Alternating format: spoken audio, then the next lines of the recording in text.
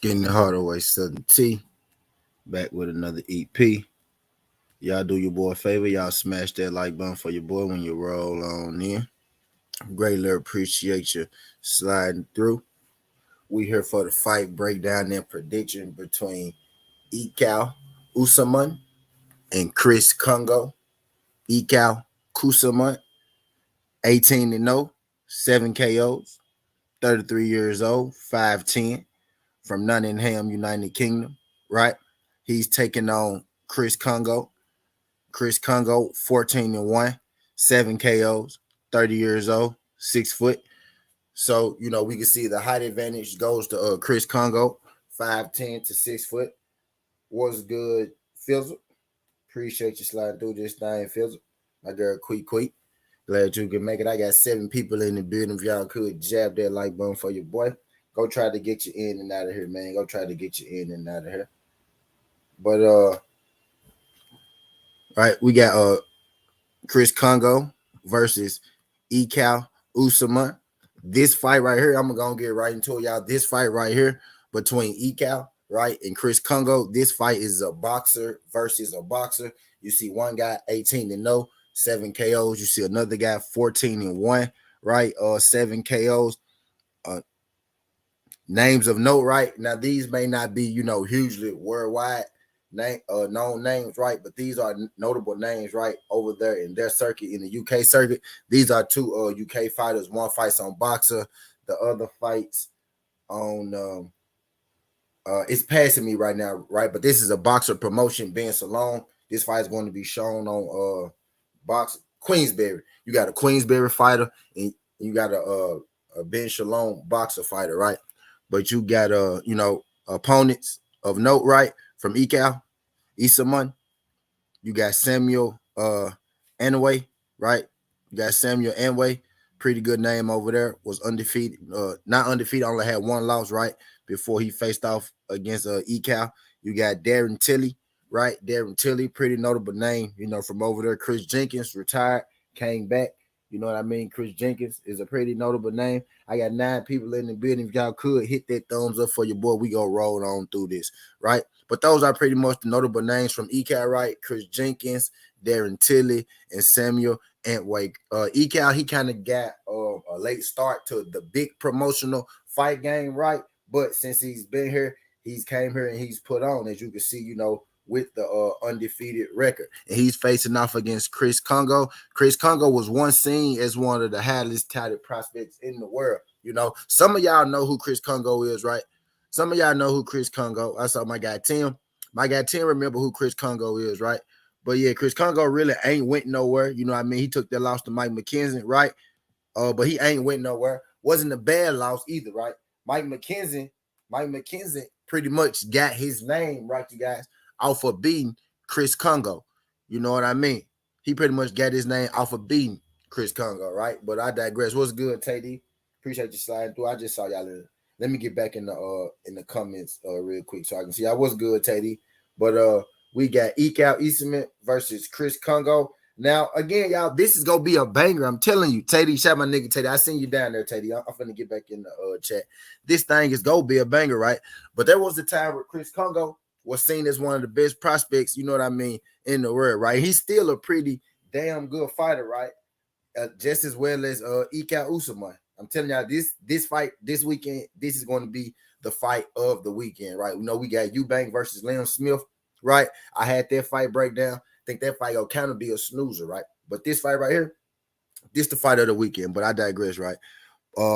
Opponents, of note, Sebastian Formella. Chris Kongo is coming off a win, in June 2022 over Sebastian Formella, right? So he's been out of the ring about, 6 to 7 months, right? Which is cool for a fighter, right? He's been staying active. But his last win was over Sebastian Formella in a fight where I think he won pretty easily, right? I think he won pretty easily. No, this is the card this weekend. This the Chris Eubank. This the Chris Eubank Liam Smith card, Teddy. This the Chris Eubank Liam Smith card. But I appreciate y'all sliding through. If y'all could jab that like button for you. Boy, I see y'all in the building too. Y'all, I'm trying to get through this. I ain't trying to keep y'all here too long, right? But opponent of note, Sebastian Formella. He beat Sebastian Formella in his last fight Before that, he beat Kevin Dotto. Not really a huge name, right? But name a note. And then Michael McKinson, right? Michael McKinson. Check these scorecards out. 97, 93, 94, 96, 94, 95, right? I personally think that Chris Kongo won this fight, right? But I think, there was an opportunity to give Chris Kongo, you know what I mean, a learning lesson, maybe an opportunity to maybe boost Mike McKinson. It was a good fight. No, but I edged the fight out, you know what I mean, to Chris Kongo. That was a tough loss for Chris Kongo. It's his only loss, and it's a loss to Mike McKinson, right? So Mike ain't a scrub, you know what I mean? Mike is a boxer who's been on the highest level, right? But I digress. Then you got Luther Clay. Luther Clay was undefeated until Michael McKinson, right? So you got Luther Clay, Michael McKinson, Sebastian Formella, as the opponent of note for Chris Kongo, right? So we got Chris Kongo, 14-1, 7 KOs, 30 years old, 6 foot, versus Ekow Essuman, right? 18-0, 7 KOs, 33 years old, 5'10", right? This is going to be a boxer versus a boxer, right? As you can see with the 18-0, 7 KOs, 14-0, 7 KOs. One guy is at 50%. You got the other guy, under. You got the under guy under 50%, maybe busted about like 30%, 40%. You know what I mean? So knockouts, not necessarily of plenty in this fight, but both guys do have the capability of, knocking an opponent out.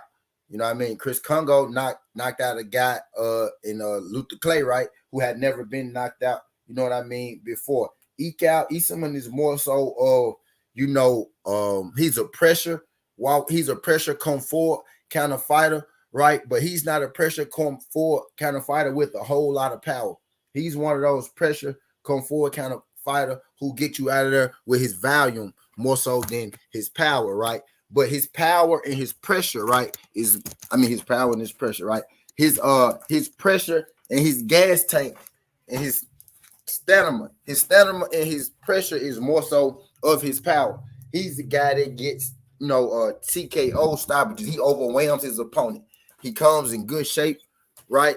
He's a well-schooled boxer. I mentioned earlier how he got a late start to the big fight, right? He's the guy who had to climb his way, you know what I mean, to here, right? So he's a guy who got it out the mud, you know what I mean? So I don't think the moment gonna be too much for him, but he's a pressure, kind of fighter, come forward guy, right? His volume and his pressure is more so his power. He's going up against a guy in Chris Kongo, right?